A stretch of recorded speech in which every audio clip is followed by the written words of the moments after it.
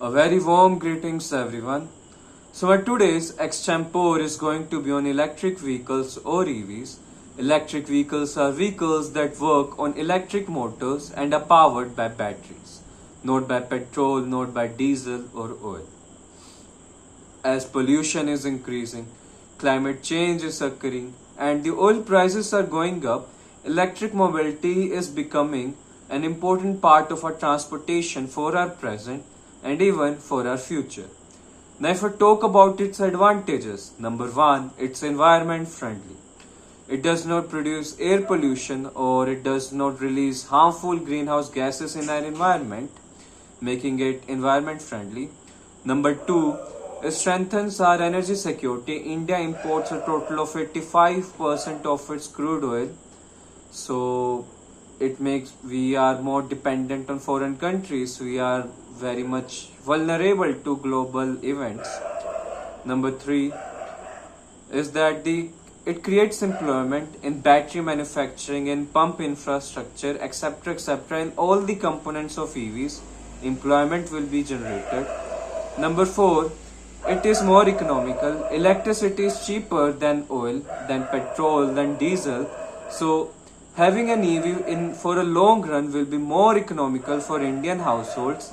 And number five, it aligns the Indian government's initiatives and goals towards 2070 net zero carbon emission, for our country to have sustainable development, for our country to become a clean and green country. Now, if I talk about its disadvantages, number one is the lack of charging infrastructure. Still in rural areas and even in many major cities, we lack proper infrastructure for charging. Number two, the charging time. It takes a lot of time for the electric vehicles to get charged compared to the conventional vehicles that we have. Number three is the high initial cost. Despite it being economical for a long run, it is still expensive at the initial level. Number four is the battery. The battery is made from critical minerals like lithium, and lithium is imported from foreign countries. We are still dependent on foreign countries for our critical minerals, so we are still vulnerable if there are any global events like US-Iran war. Now, the Indian government is trying its best. It has started a PM E-Drive scheme in which it gives incentives to the companies who are manufacturing and producing batteries and EV vehicles, and also it is trying to give subsidies to the people who are buying electric vehicles.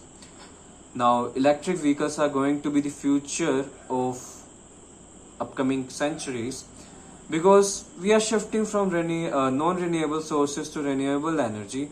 We are shifting from just development to sustainable development, and in all this transformation, electric vehicle is an important part of this transformation. Our earth is not borrowed from our ancestors, it is what we are going to give to our future generation, and we need to give an earth which is clean, which is green, which is free of pollution, and to do so, electric vehicles play an important role and part. Thank you.